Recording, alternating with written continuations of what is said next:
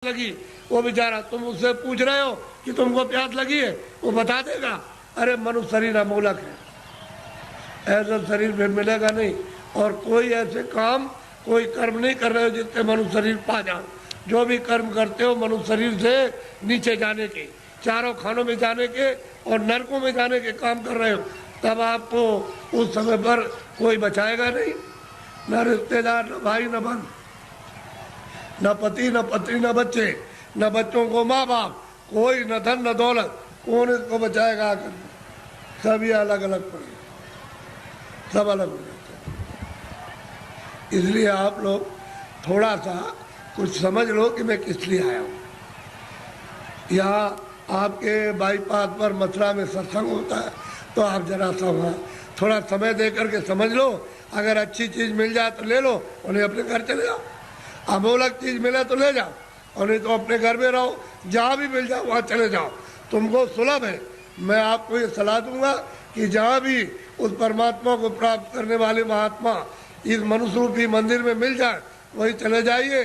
तो ये खड़ेर हो गया है, ये मंदिर, ये मनुष्य मंदिर खड़ेर है, इसमें सब बुरी बुरी चीज़ें भरी है, और उनके द्वारा ये निकल जाएगा तो साफ सुथरा, बड़ा सुंदर, बड़ा अच्छा लगेगा उस समय पर। और जीव आत्मा जाग जाएगी तो जगमग जगमग जगमग अंधेरे का नाम नहीं रहेगा।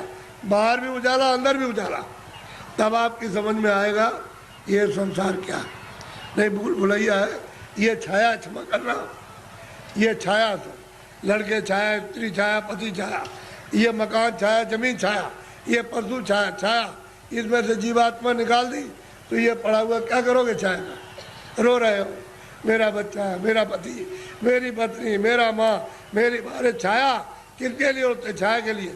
उस जीवात्मा के लिए रोए, उसके लिए सोचा कि इसके अंदर कौन है।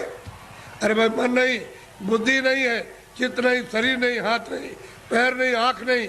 अरे वो जीवात्मा क्या चीज़ है जो इसमें से निकाल के अलग कर दी?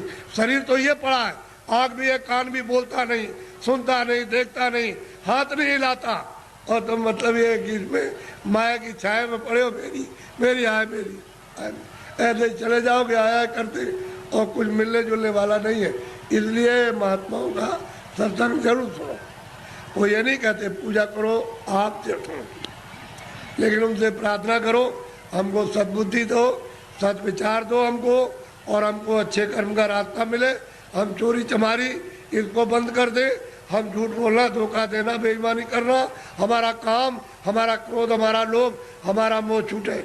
और हमको कोई मिला दीजिए किसी से जो मनुष्य शरीर में आकर रास्ता बता नहीं, आप बता दीजिए। देवता से कहो आप ही बता दो कि ये रास्ता जाने का है भगवान के पास। अगर नहीं बता सकते हो तो फिर किसी महात्मा से मिला दो। हमने इसलिए तुम्हारी पूजा की, तुमको माना कि हमारा आत्म कल्याण हो जाएगा, जन्म मरण से बच जाएंगे, 84 नरकों से बचेंगे। अगर देवता नहीं तो खोज करो महात्मा।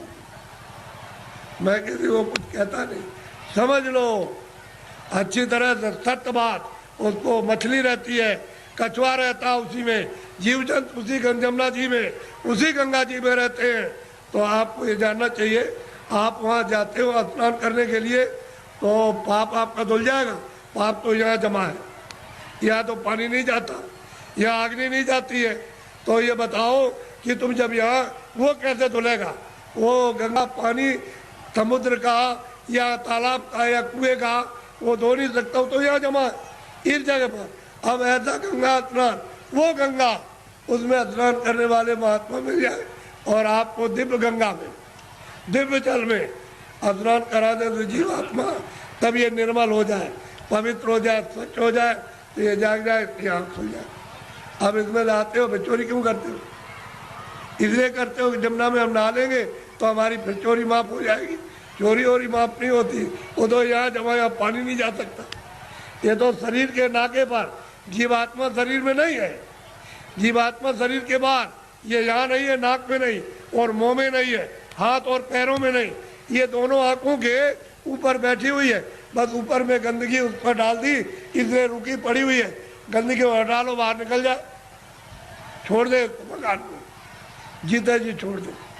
इसलिए आप लोग थोड़ा सा अपना कभी कभी समय, जब ये सुना करो कि यहाँ बहुत भीड़ लग रही है और बहुत लोग आ रहे तो जरा से चले आए और सुन लिया और देखो आकर के कि मैं कैसी पूजा आपको देवताओं की, और फिर उन देवताओं को देखो कैसे आप देखते हो उनको अपनी आंखों से, तब तुम्हारी समझ में आएगा। ऐसे क्या समझ में आ जाएगा? अंधेरे में रहोगे तो अंधेरे में जन्म हुआ, अंधेरे में पालन पोषण हो रहा, अभी फड़फड़ा के अंधेरे में मर जाओगे।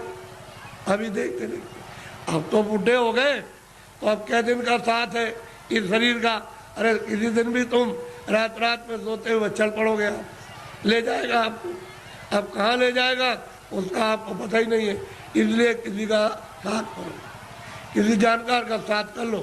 बस साथ कर लोगे तो रास्ता बता देगा कि चलो इस रास्ते से चलो, वो बस चल दो रास्ते से, तो आपको मंजिल पर पहुंचना अपने घर में। ही तो घर आपका नहीं, ये तो परदेश है। अगर आपका देश होता तो बच्चे रहते, हमारा शरीर रहता, हमारा मकान रहता, हमारी जमीन, कोई पुराना नहीं होता, सब नए रहते। लेकिन आपका मकान है ही नहीं, उसने दे दिया किराए पर, थोड़े दिन के लिए, बस समय पूरा हुआ निकाल करके बाहर कर दिया, बस खत्म हो गया। यह आपका कोई सामान परदेश है, तभी तो दूसरे के देश में निकाले जाओगे। अपने देश में पहुँच चलो, वहाँ आराम से रहना, कोई जलमता मरता नहीं है, न वहाँ कोई हिंदू न कोई मुसलमान, न दफ्तर है न खेती है न दुकान, न कोई बीमारी न हाल न बच्चे, वहाँ आनंद ही आनंद है। अपने घर में अपने देश में चलो। ये तो परदेश है। परदेश में आकर के कितने जो और कितने जल बीत गए ठोकर खाते, अभी तक किनारे पर नहीं आए और मनुष्य शरीर पाया और फिर उधर ही लौटे जा रहे हो, नीचे चले जा रहे हो 84 में नरकों में। अरे भाई मनुष्य शरीर में आए, ऊपर चलो अपने घर की तरफ। बड़ा सीधा साधा, तो लड़ो झगड़ो मत, प्रेम से रहो। गांव-गांव की लड़ाइयाँ बंद करो, उससे आपको कुछ नहीं मिला। जब गांव में लड़ाई हुई तो घर घर में बैर होने लगा। अब घर